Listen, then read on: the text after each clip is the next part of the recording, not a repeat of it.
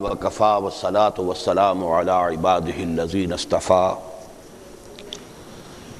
خصوصاً علی افضلهم وخاتم النبیین محمد الامین وعلی آلہ وصحبہ اجمعین اما بعد فقد قال اللہ تبارک وتعالی کما ورد فی سورة البقرہ اعوذ باللہ من الشیطان الرجیم بسم اللہ الرحمن الرحیم شہر رمضان الذی انزل فیہ القرآن ھدی للناس وبینات من الھدی والفرقان وقال عز وجل کما ورد فی سورة الدخان حامیم والکتاب المبین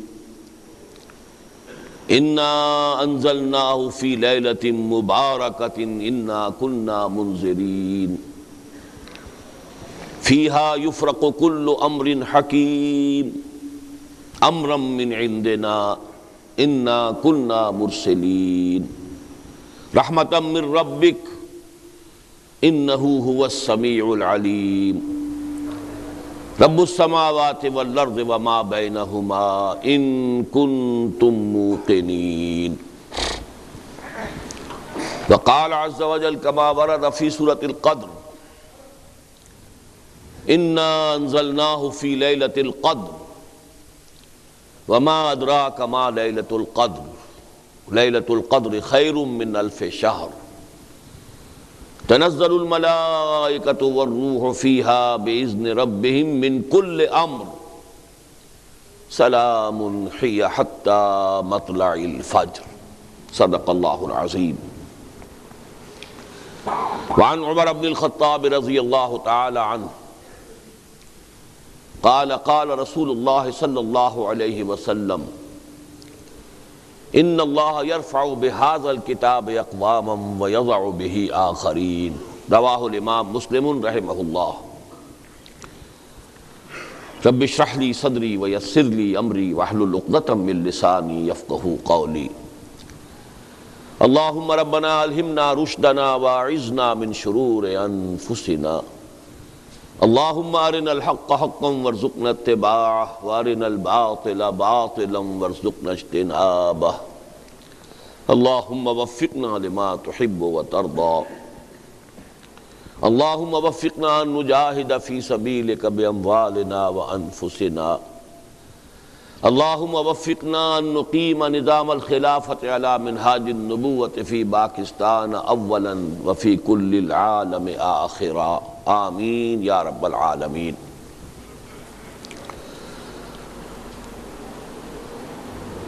معزز حاضرین اور محترم خواتین،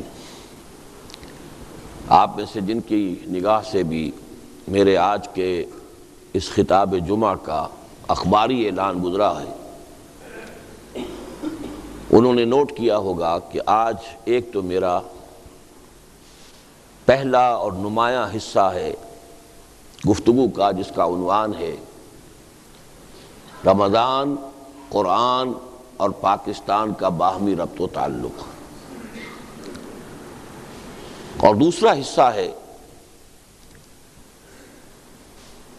موجودہ عالمی حالات، علاقائی حالات اور ملکی حالات کے پیش نظر پاکستان میں اقامت دین یا بالفاظ دیگر اسلامی انقلاب کے لوازم۔ چونکہ موضوع بہت طویل ہے، میں نے ان موضوعات پر لاہور میں 4 خطبات جمعہ میں بات مکمل کی۔ اب میری کوشش ہے کہ میں اس کا خلاصہ، ظاہر بات ہے اس میں بہت سی چیزیں omit ہو جائیں گی، لیکن خلاصہ جو ہے میں چاہتا ہوں کہ زیادہ سے زیادہ جامعیت کے ساتھ اس کا جوہر جو ہے وہ اپنے اس ایک خطاب میں آپ کے سامنے پیش کر دوں۔ جو پہلا حصہ ہے رمضان، قرآن اور پاکستان کا باہمی ربط و تعلق، یہ 3 الفاظ شاید پہلی مرتبہ ہی آپ کے سامنے ایک مرکب کی حیثیت سے تینوں کو جوڑ کر ایک مقام پر رکھنا شاید پہلی مرتبہ آیا ہو۔ اس کا تجزیہ کریں گے تو 3 جوڑے بنیں گے اس میں۔ رمضان اور قرآن کا کیا تعلق ہے؟ رمضان اور پاکستان کا کیا تعلق ہے؟ اور قرآن اور پاکستان کا کیا تعلق ہے؟ ان میں سے جو سب سے پہلا ہے جزو اول، وہ اظہر من الشمس ہے۔ اس پر گفتگویں آپ نے دوران رمضان مبارک بھی سنی ہوں گی، جمعوں کے مواعظ میں، خطبات میں، اخبارات میں مضامین چھپتے رہتے ہیں۔ یہ بات کہ یہ ماہ مبارک ہے جس میں قرآن نازل ہوا، اور اس ماہ مبارک کی بھی ایک خاص شب ہے جس کو قرآن مجید میں 2 ناموں سے تعبیر کیا گیا ہے۔ لیلۃ القدر، یہ لفظ تو بہت سے لوگوں کے علم میں ہے، بلکہ اکثریت کے لوگوں کے علم میں ہے۔ لیلہ مبارکہ، یہ بات جو حضرات بھی میری جو بھی قرآنی سوچ ہے اس سے واقف ہیں، ان کو معلوم ہے کہ میرے نزدیک یہ ایک اہم اصول ہے قرآن مجید کے فہم کا، کہ اہم مضامین قرآن مجید میں کم سے کم 2 جگہ ضرور آتے ہیں، اور ان دونوں کے تقابلی مطالعے سے ایک ایک کو علیحدہ علیحدہ آپ سوچیں گے، اس پر تدبر کریں گے تو جو کچھ حاصل ہوگا اس پر مستزاد مزید کچھ اس کے نکات علمی، معرفت کے، حکمت کے ملے گے، جبکہ ان دونوں کا مقابلہ کیا جائے، تقابلی مطالعہ۔ تو 2 جگہ پر، ایک جگہ اسے لیلۃ القدر کہا ہے اور ایک جگہ لیلہ مبارکہ کہا ہے۔ میں نے وہی آیات آپ کے سامنے آج تلاوت کی ہیں۔ شہر رمضان الذی انزل فیہ القرآن، یہ آیت جیسا کہ میں نے عرض کیا اس ماہ مبارک میں جو اب اختتام کے قریب ہی ہے، یہ گویا کہ ہر مسلمان نے بار بار سنی ہے۔ رمضان مبارک کا وہ مہینہ ہے کہ جس میں قرآن نازل کیا گیا، اور قرآن کیا ہے؟ ھدی للناس وبینات من الھدی والفرقان، لوگوں کے لیے ہدایت، ہدایت تامہ، ہدایت کاملہ، آخری ہدایت، نوع انسان را پیام آخری، حامل او رحمت للعالمین۔ لیکن یہ کہ جو 2 میں نے مقامات بتائے ہیں کہ جن میں اس ماہ مبارک کی بھی ایک رات کو معین طور پر 2 جگہ پر بیان کیا گیا۔ حامیم جو سلسلہ سور ہے قرآن مجید میں، ان میں سورۃ الدخان بھی ہے۔ حامیم والکتاب المبین، قسم ہے اس کتاب کی کہ جو بالکل واضح ہے، خود واضح ہے اور ہر شے کو واضح کر دیتی ہے۔ انا انزلناہ فی لیلۃ مبارکۃ، ہم نے اس کو نازل کیا ایک بڑی مبارک شب میں۔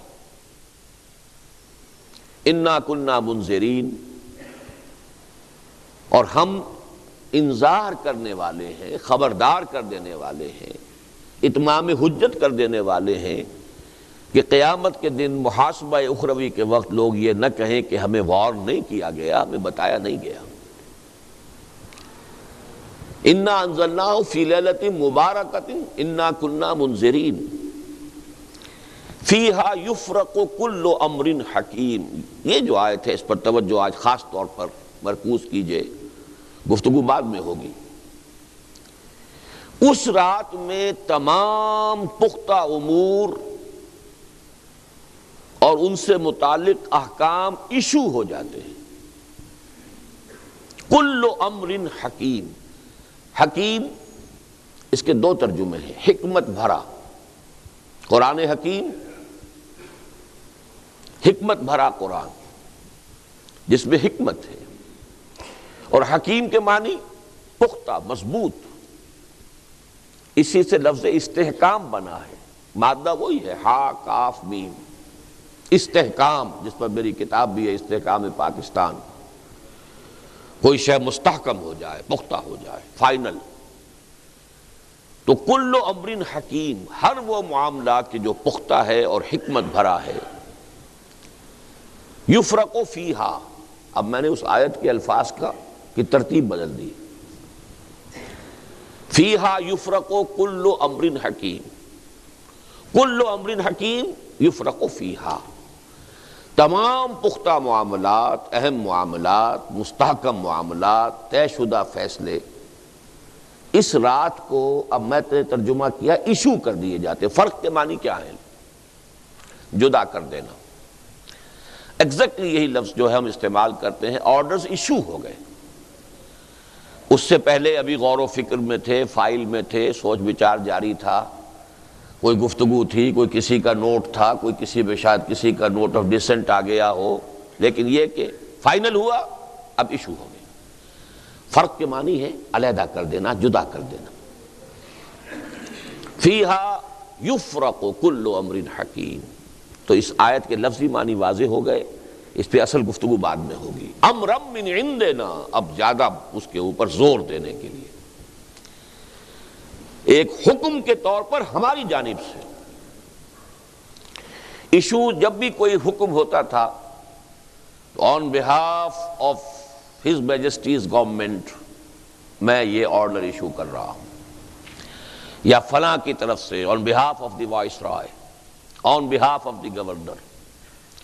تو حکم جب ایشو ہوتا ہے کسی کے بہاف پر، کسی کے حکم سے، کسی کی جو بھی آخری جو ڈیسائیڈنگ اتھارٹی ہے، امرم من عندنا، وہ حکم، وہ فیصلہ ہمارے پاس سے ایشو ہوتا ہے، ہماری پرمیشن سے ایشو ہوتا ہے. اس لیے کہ پرمیشن کا لفظ آیا ہے دوسری صورت میں، بِإِذْنِ رَبِّهِمْ تنزل الملائکۃ والروح فیہا بِإِذْنِ رَبِّهِمْ من کل امر. وہاں صرف من کل امر آیا، یہاں کل امر حکیم، امر کے ساتھ ایک اضافہ ہو گیا. پختہ حکم، معین حکم، واضح شکل میں، جس میں کوئی ایمبیگوٹی نہ رہ گئی ہو، جس میں کوئی اشتباہ نہ ہو، جس میں اب کوئی قیل و قال کی گنجائش نہیں ہے، کسی اختلاف کا کوئی امکان نہیں ہے. It's decided finally and issued. تو یہ ہے اذن رب سے.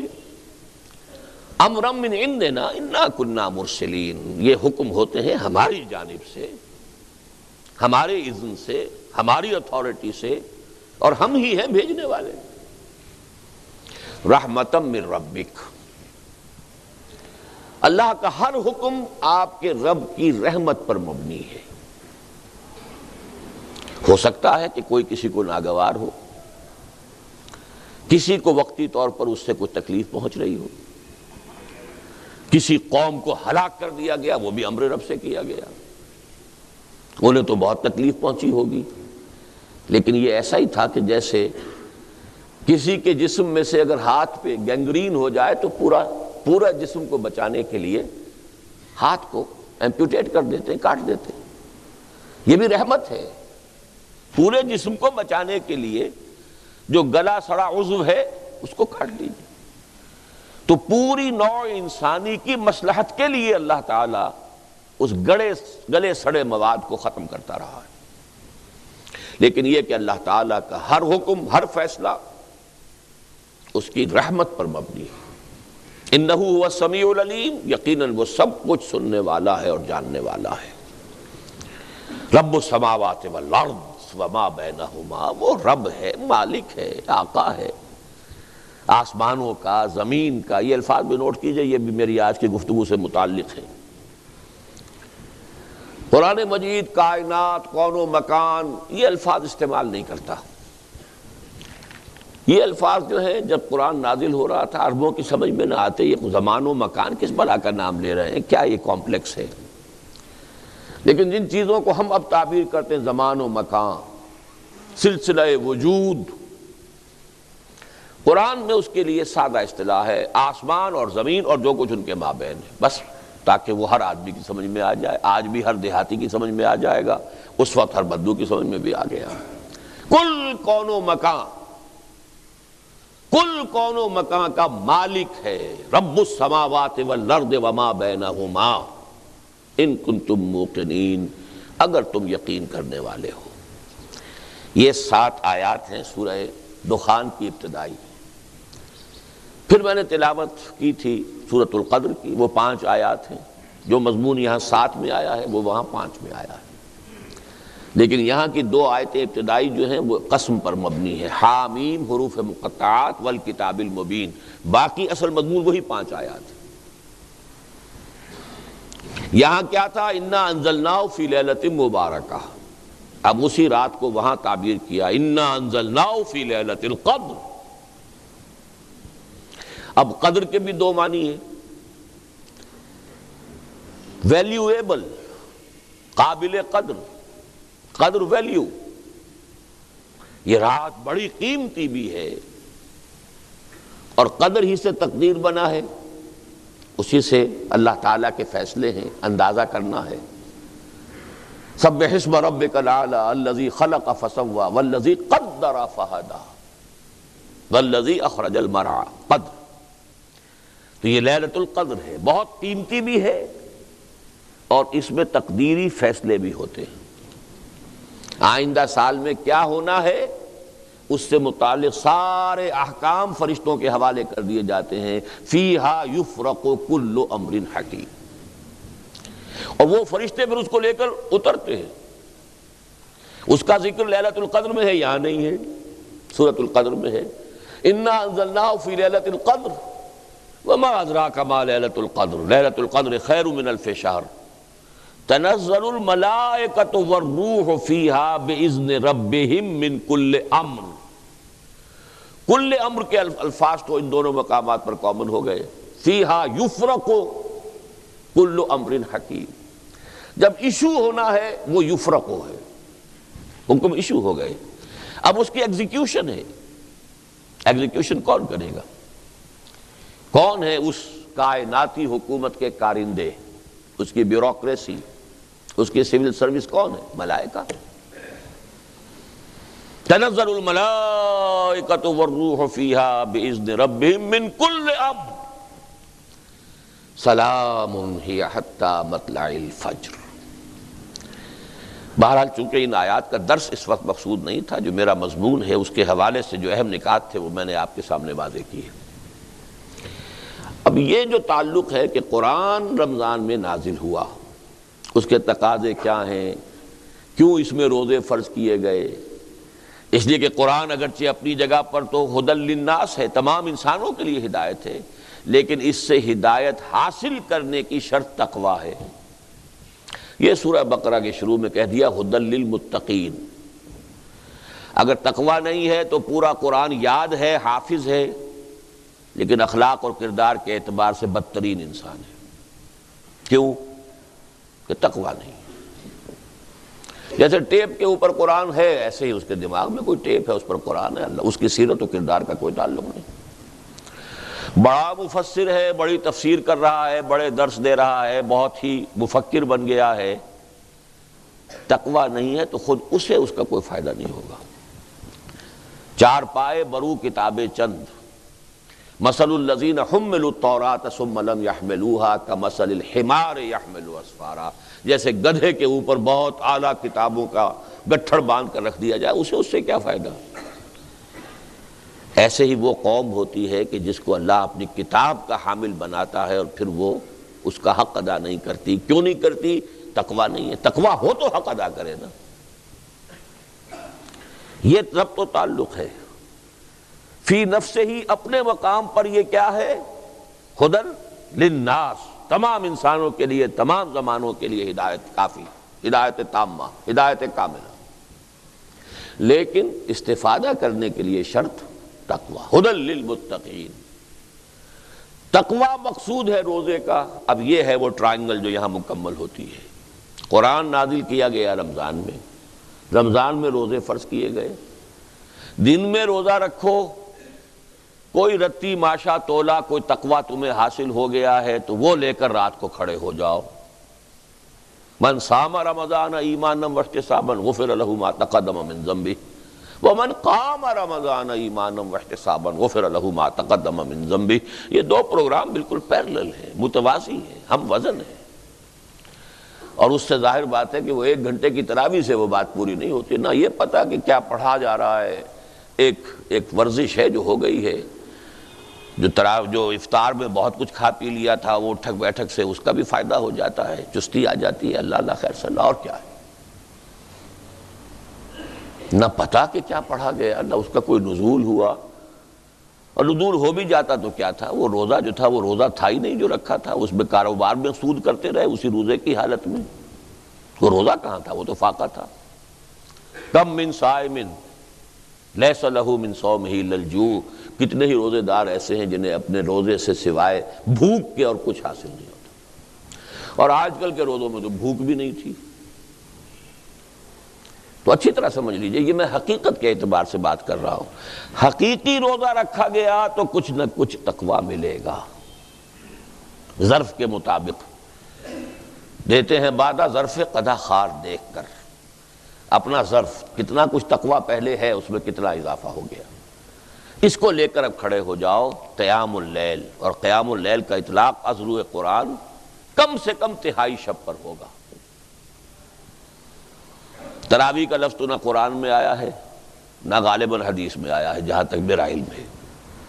یہ نظام جو ہے حضرت عمر نے امت کی بہبود کے لیے کہ جو لوگ نہیں پوری رات یا آدھی رات یا تہائی رات نہیں جاگ سکتے، دن بھر شدید مشقت کی ہے، بمشکل اپنے بچوں کے لیے روٹی کمائی ہے، کسی چلائی ہے یا کچھ اور کیا ہے، چلو ان کو بالکل محروم تو نہ رہیں، 1 گھنٹے کے اندر ہی کھڑے ہو جائیں، کچھ تو سن لیں، کچھ تو انوار جذب ہو ہی جائیں گے۔ یہ حضرت عمر کا اجتہاد ہے رضی اللہ تعالیٰ عنہ، ورنہ قرآن مجید میں قیام اللیل کسے کہتے ہیں؟ یا ایھا المزمل قم اللیل الا قلیلا نصفہ او انقص منہ قلیلا او زد علیہ ورتل القرآن ترتیلا۔ اگر تو وہ اصول درست ہے کہ القرآن یفسر بعضہ بعضا، قرآن تو ایک اس کا حصہ دوسرے حصے کی تفسیر کرتا، آدھی شب یا اس میں سے کچھ کم کر دو تو تہائی رہ گئی، یا کچھ زائد کر دو تو 2/3 ہو گئی، اور اسی کی توثیق ہو گئی اسی سورہ مزمل کی آخری آیت میں، ان ربک یعلم انک تقوم ادنی من ثلثی اللیل ونصفہ وثلثہ وطائفۃ من الذین معک۔ اے نبی، آپ کا رب واقف ہے کہ آپ بھی اور آپ کے کچھ ساتھی بھی کھڑے رہتے ہیں رات کو، 2/3 رات یا آدھی رات یا 1/3 رات۔ اب مضمون مؤکد ہو گیا، 2 جگہ آ گیا کہ نہیں؟ اس سے کم پر قیام اللیل کا اطلاق نہیں۔ بہرحال یہ مضمون میں یہیں چھوڑ رہا ہوں، اس کا تھوڑا سا تذکرہ بعد میں ہو جائے گا۔ پہلی بات جیسا کہ میں نے عرض کیا کہ نص صریح سے قرآن کا اور رمضان کا تعلق تو واضح ہو گیا۔ اب آئیے کہ رمضان کا پاکستان کے ساتھ کیا تعلق ہے؟ کوئی تعلق ہے یا نہیں؟ کوئی تعلق کیا ہے؟ پاکستان بھی نازل ہوا ہے اسی ماہ مبارک میں اور اسی شب قدر میں، اسی لیلہ مبارکہ میں۔ اتفاقی تو نہیں یہ بات، اس کائنات میں کوئی شے اتفاقی ہوتی نہیں، اللہ کے اذن سے، اللہ کی پلاننگ سے، اللہ کے فیصلے سے۔ تو یہ معاملہ بھی آپ یہ نہ سمجھیے ذرا پنکھا میرا بھی ایک چلا دیجئے یا پچھلا یا اگلا، تو جو بھی ہوا ہے وہ اذن رب سے، حکمت رب کے تحت، فیہا یفرق کل امر حکیم، اس کے حوالے سے سمجھیے آپ، ذرا میں نے تجزیہ کیا ہے۔ پہلے تو یہ سمجھیے کہ یہ نزول کا لفظ میں نے غلط استعمال کیا، شاید سوچ رہے ہیں آپ نزول پاکستان کہاں سے نازل ہو گیا؟ تو زمین کے اندر پہلے سے تھا، وہ زمین میں کوئی نئی حدیں بن گئی ہیں، نزول کیسے ہو گیا؟ قرآن مجید میں نزول کا لفظ جو ہے وہ صرف قرآن اور وحی کے لیے نہیں آیا ہے۔ ہلکا اور یہ سارے پنکھے چلا کے دو ہیں، بس پچھلا چلا دیں، یہ پھر بند کر دیں۔ دیکھیے، نیند کو بھی کہا گیا ہم نے نازل کی، سورہ آل عمران کی آیت نمبر 157، جب مسلمانوں پر وہ بڑا سخت وقت آ گیا غزوہ احد میں، بہت سخت وقت، اس وقت اللہ تعالیٰ نے خاص قسم کا سکون نازل کیا نیند کی شکل میں۔ ثم انزل علیکم من بعد الغم امنۃ نعاسا، یہ اونگ یا نیند نازل کی گئی ہے۔ اور پھر ہمارے ساتھیوں کو تو ازبر ہوگی وہ آیت، وَأَنزَلْنَا الْحَدِيدَ، لوہا ہم نے اتارا ہے۔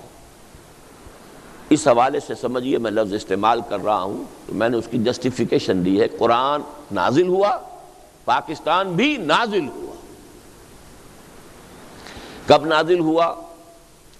12 مہینوں کا سردار مہینہ سید الاشہر رمضان، ہفتے کے دنوں میں سید الایام جمعہ، سیدۃ اللیال راتوں کی ملکہ لیلۃ القدر لیلہ مبارکہ، اور یہ تینوں چیزیں جمع کی ہیں اللہ تعالیٰ نے۔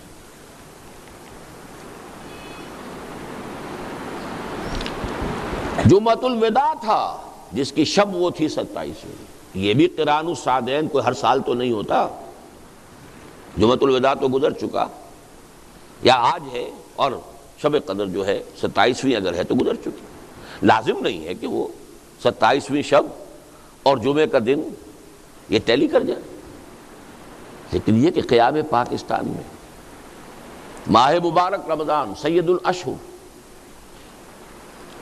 سید الایام جمعہ، اور جمعہ بھی جمعۃ الوداع، اور راتوں کی ملکہ سیدۃ اللیال، اور یہ قران السعدین ہی نہیں 3 قران جمع ہو گئے، قران 3 چیزوں کا، اور وہ ہے پاکستان کے نزول کی شب اور اس کا دن۔ اب یہاں میں تھوڑی سی بات واضح کرنا چاہتا ہوں۔ قرآن مجید سے معلوم ہوتا ہے کہ اللہ تعالیٰ کی جو اسکیم اس دنیا میں چلتی ہے اور اس کے جو منصوبے بنتے ہیں، ایک لانگ ٹرم منصوبہ ہوتا ہے اور ایک شارٹ ٹرم۔ لانگ ٹرم ہے اللہ کا ایک دن، اور وہ 1000 برس کا ہے ہمارے حساب سے، بڑی نص صریح ہے۔ سورہ حج میں فرمایا وَإِنَّ يَوْمًا عِندَ رَبِّكَ كَأَلْفِ سَنَةٍ مِّمَّا تَعُدُّونَ،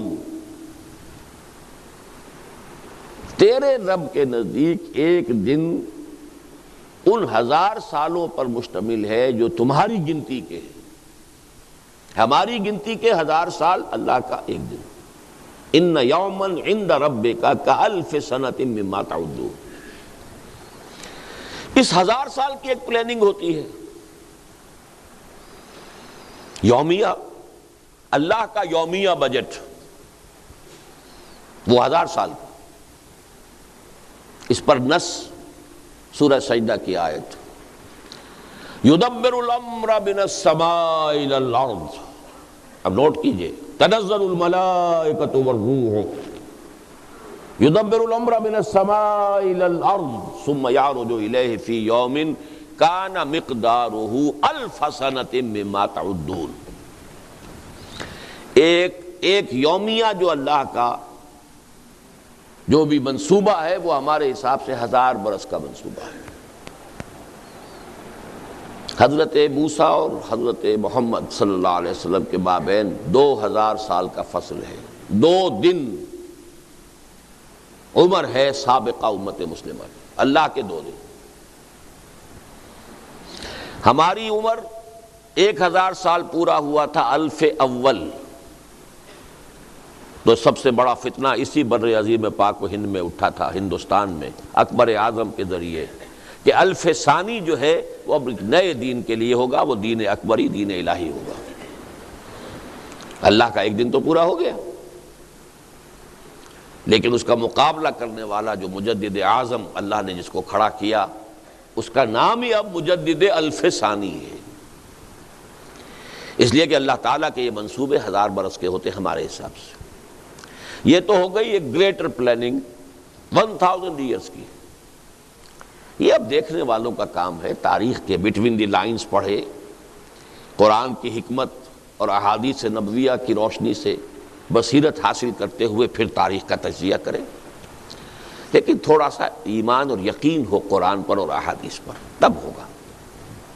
ورنہ ان چیزوں کو یوں ہی کوئی بات نہیں، کوئی اہم بات نہیں ہے، کوئی اس سے کوئی فقہی حکم تو نہیں نکل رہا، ٹھیک ہے، کیپ دیم اسائڈ، بڑی آسانی سے ہو سکتا۔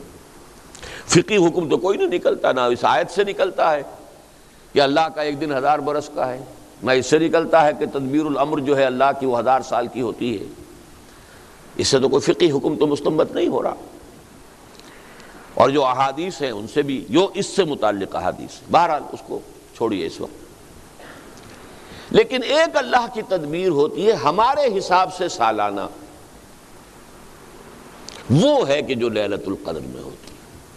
اب اس 1000 سالہ منصوبے کا کتنا حصہ اس انسانوں کے ایک سال میں پورا ہونا ہے؟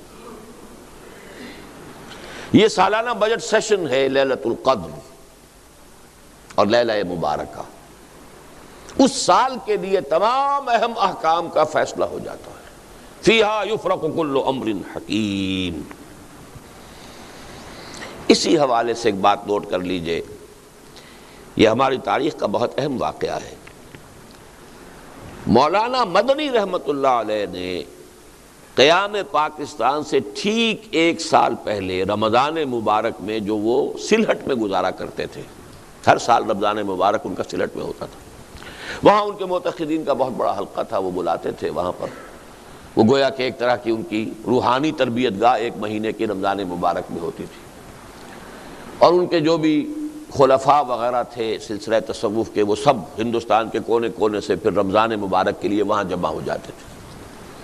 جیسے بعد میں اسی قسم کی ایک بہار جو ہے وہ جب تک کہ شیخ الحدیث مولانا محمد زکریا مدینہ منتقل نہیں ہوئے تو سہارنپور کی جو ان کی خانقاہ ہے اس میں یہی کیفیت ہوتی تھی رمضان مبارک۔ تو 1 سال پہلے بتا دیا تھا اپنے معتقدین کو کہ ملأ اعلیٰ، ملأ اعلیٰ سے مراد کیا ہے؟ فرشتوں کا وہ طبقہ جو سب سے اونچا ہے اور جو اللہ کے قریب ترین ہے۔ ظاہر بات ہے جب کوئی حکم ایشو ہوتا ہے تو پہلے تو انہی کو دیا جاتا ہے نا۔ ملأ اعلیٰ میں پاکستان کے قیام کا فیصلہ ہو گیا ہے، بہت اہم بات ہے۔ اس کے بعد بھی 1 سال تک وہ پاکستان کی مخالفت کرتے رہے، اور چنانچہ ان کے ایک معتقد نے وہی سوال کر لیا، پھر حضرت پھر اب ہماری پالیسی جو ہے پھر اس پر کوئی نظر ثانی ہونی چاہیے؟ فرمایا نہیں، وہ تکوینی امور ہیں، ہم تکوینیات کے پابند نہیں ہیں، ہم تشریعیات کے پابند ہیں۔ اب اس جملے کی بھی میں نے وضاحت کی ہے اپنے ایک خطبے میں، لیکن اگر اس کی وضاحت یہاں کرنے لگوں گا میں اسے صحیح سمجھتا ہوں، غلط نہیں سمجھتا اس بات کو، لیکن اب یہ 2 اصطلاحات ہیں بڑی ثقیل، تکوینیات و تشریعیات، اب ان میں کیا فرق ہے؟ کیونکہ وہ کسی عالم نے بات کی ہوگی، عالم ہی جواب دے رہا ہے، انہوں نے تو سمجھ لیا کہ کیا بات کہی گئی ہے، لیکن میں اس کو اس مفہوم کے اعتبار سے صحیح سمجھتے ہوئے بھی اس وقت نہیں بیان کروں گا، وہ میرے جمعوں کے دوسرے خطبے جو رمضان مبارک میں لاہور میں ہوئے ہیں ان کے کیسٹس میں موجود ہیں۔ تو پہلا حصہ ثابت ہوا رمضان، قرآن رمضان میں نازل ہوا، لیلہ مبارکہ میں نازل ہوا، لیلۃ القدر میں نازل ہوا، سب کو معلوم۔ رمضان اور پاکستان بھی نازل ہوا، چلیے وہ لفظ آپ کو پسند نہ ہو تو قائم ہوا، اس کا اعلان ہوا، جو بھی ہوا، وہ بھی لیلۃ القدر، جمعۃ الوداع، شب جمعہ اور رمضان مبارک۔ اب تیسرا حصہ لیجئے، قرآن اور پاکستان کا بھی کوئی تعلق ہے، یہ ہے جس کو میں چاہتا ہوں ذرا آج اچھی طرح اجاگر کروں، بڑا گہرا تعلق ہے۔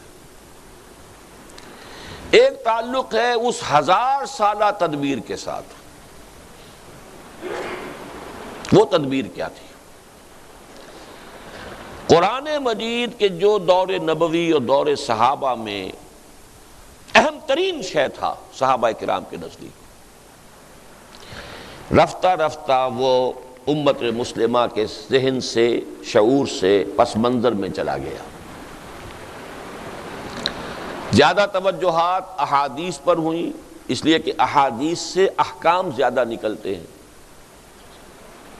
قرآن میں تو نماز قائم کرو، یہ فرض کیجئے کہ 20 جگہ آ گیا ہو یا 70 جگہ آ گیا ہو، کیسے قائم کرو یہ تو قرآن میں نہیں ہے، یہ تو پھر حدیث سے ہے، تو سارا زور تو اب ہوا نا کہ حدیث کو سمجھو، اور حدیث سے آگے آ گئی فقہ۔ اسلامی حکومت قائم ہو گئی ہے تو اب فقہ سب سے اہم شے ہے، مقدمات کے فیصلے کرنے ہیں، معاملات طے کرنے ہیں۔ تو کچھ تو فطری اسباب تھے جس سے قرآن پس منظر میں چلا گیا، حدیث آگے، فقہ آگے۔